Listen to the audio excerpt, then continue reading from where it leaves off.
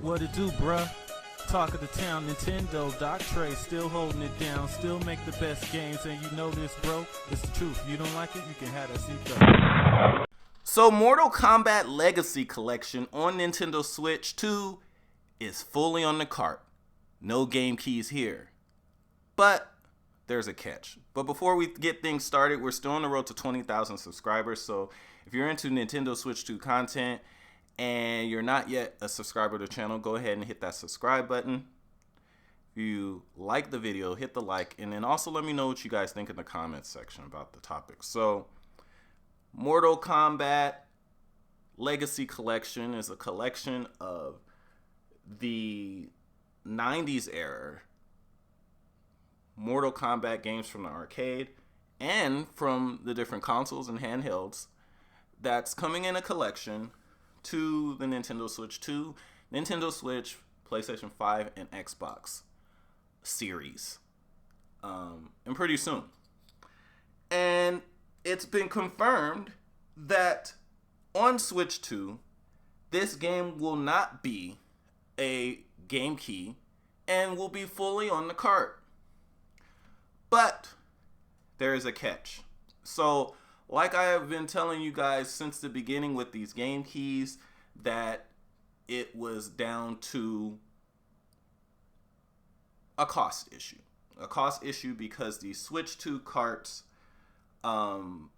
they had to use these much faster carts to keep up pretty much with these games that they're making for the Switch 2 and to keep the load times down and the streaming times down and all of that. And they had to go with this type of cart. And it turns out to be expensive. So they brought out these game keys for these third parties that don't want to eat the cost or charge more money than the other versions. Well, this proves exactly what I was saying with that, because this game reportedly is around 16 gigs, yet it's still fully on the cart. But the Nintendo Switch 2 version will be $10 more than any other version. So it's not a game key game. It's fully on the cart, but you're going to pay extra for it. And it's going to be interesting to see how this does because, I've been seeing a lot of people, myself included, saying, I would pay more money to get the physical versions of these games. And this is going to be a test for that. They are testing your wallet might. Test your might. But the good thing about this is that this game was already budget priced from the get-go. So even after the Switch tax, it's still only $60 on Switch 2 for the standard day one edition. The other editions on PlayStation 5 and also Nintendo Switch are $49.99. But I'm happy that this is actually on the cart because this is something that I was actually worried about, because if this was going to be a game key game, I was actually thinking about just getting the Nintendo Switch version of this game, because more than likely outside of Mortal Kombat 4, the arcade version, these games should look, all of them, pretty much identical across all of the platforms. The only thing I can think of, well, despite this, besides like the display resolution, like you might have Mortal Kombat 4 on the Switch version. It's probably going to be, 1080p 60 frames per second versus, 4K 60 frames per second on the other systems. And that should be like probably the main difference. But thankfully, I don't have to pick, because they read the room and took the gamble and said, you know what, let's do this physically. Because this is also a good thing too, because if you guys have been around the history of these series of games, you would know that, the likeliness of these games being delisted in the future is high. It's because it's happened before. So if you're interested in these games, you definitely should try to get the physical version. Now, of course, there had to be some kind of bad news when it comes to the physical version. So, apparently, the physical versions of these games aren't coming out until December 12th of this year, while the digital versions are coming out September 30th. Yeah, whack. So pretty much they're doing the same thing that Rockstar did with GTA Definitive, like the collection, the GTA Trilogy on the Switch.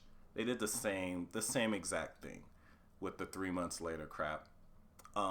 Actually, the same thing they did also with Marvel vs. Capcom Collection.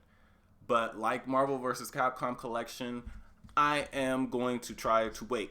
Well, I mean, I'm getting the physical regardless, but yeah, the digital, I don't know. Maybe I'll see if I can get a review code or something. But yeah, I am going to wait because it's going to be worth the wait. Now, also what's very interesting about this is that there's multiple editions. There's the Day 1 edition, there's the Deluxe edition, and then there's a full like collector's edition. And it's funny because on both the Deluxe edition advertisement and also even the collector's edition advertisement, in the collector's edition it is $150. They have switched to front and center. It's like they know that this is a big deal, that this is on the cart. They know that we want these games physically. They know that Nintendo players are big on physical game collection and also retro titles. Because in the Deluxe edition, it's literally the only version that they show is the Switch 2 version by itself. I'm still trying to decide if I'm going to get the standard version or the Deluxe edition, and the only reason for that is because I plan to get this game on PS5 also. So, yeah, I don't know. I don't know if I need the Deluxe edition. I don't know if I need that. I'm not really a huge like steelbook fan, and like those inserts and stuff, I don't know if I necessarily need those. I mean, I have an actual Mortal Kombat arcade, so I don't think I technically need those. I'll probably just end up getting the standard version on both systems. Save a little bit of cash there. But I'm very excited that this game is coming to the Switch 2 and also physically. Now, it was also confirmed that one of the unannounced secret games coming to this collection will also be Mortal Kombat Trilogy. Now, it's not said if this is the final secret game, but yeah, Mortal Kombat Trilogy will also be coming to this collection. Now, it looks like this is the version of Trilogy that's coming to this collection is the PlayStation 1, or I should say the non-Nintendo version is coming. The non-Nintendo 64 version is the one coming to this collection. And that's because the N64 version, due to the lack of space at the time, remember this was a launch game, so the launch carts had way less memory than they ended up being eventually. Due to the lack of space, there was less content on the N64 version of Trilogy. So there were less characters available. The PlayStation 1 version had an additional like 4 characters. You could play as Goro from Mortal Kombat 1. You could play as, I believe, Kentaro from Mortal Kombat 2. You could play as Kung Lao's Mortal Kombat 2 version. You could play as Raiden, I believe, Mortal Kombat 2 version. And that wasn't in the N64 version. But what also wasn't in the N64 version, and it's something that I got a rude awakening for way after owning the game, was that also due to memory restraints, there was only one version of Sub-Zero in Mortal Kombat Trilogy for N64.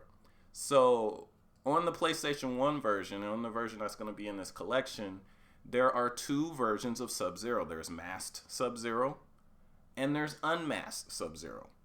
And they have two separate special sets, move lists, right?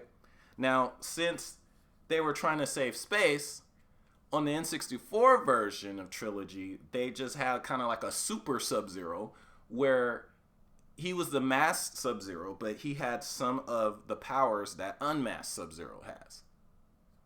So, for instance, this Sub-Zero was able to do the ice clone, right? Now, I didn't know this at the time. So I'm like, as a teen, I'm in high school, whatever. Yeah, I'm old. In high school, and I'm like, Sub-Zero on Mortal Kombat Trilogy was pretty much my main. I was messing people up. Well, one day, someone brought a PlayStation 1 to school during lunch. And I'm like, oh, man, I'm about to mess everybody up. I pick Sub-Zero. I'm doing my combos. Person I'm fighting tries to jump towards me. I try to do the ice clone. Doesn't work. Get kicked. Okay, try again.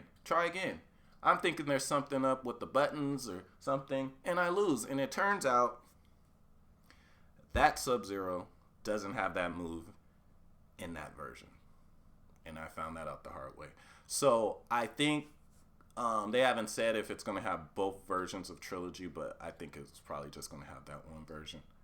So just FYI for you people, if you grew up playing Mortal Kombat Trilogy on the N64, and especially if you use Sub-Zero as a main, just know that it's not the same Sub-Zero that's going to be in this version. It's going to be split into two characters. The moveset is split. We were playing with a Super Sub-Zero. But anyway, let me know what you guys think in the comments section. Do you plan to pick this game up? Like I said, it's going to be interesting to see how this does, because this is a game key card. This isn't a game key card. This is a full game on the cart like people want, even though it's not a huge file size. It's only around 16 gigs, but they still put it in the cart, but they're charging slightly more money. There's a switch tax on it, so it'll be interesting to see how this does. I'm sure a lot of companies are going to actually be looking to see how this does and be like, wait, okay, so maybe they will pay more money to get it physically, because honestly, we will, especially on games like this that have been delisted in the past. But anyway, let me know what you guys think in the comment section.